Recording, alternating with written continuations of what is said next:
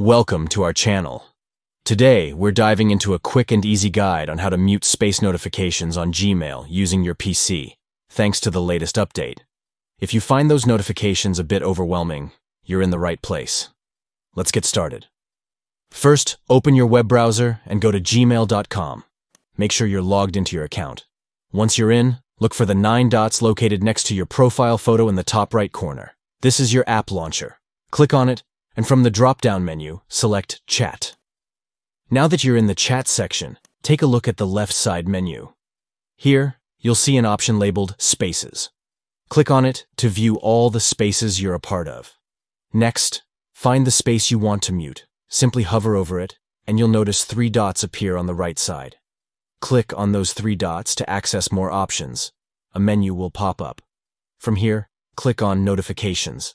This will take you to your notification settings for that particular space.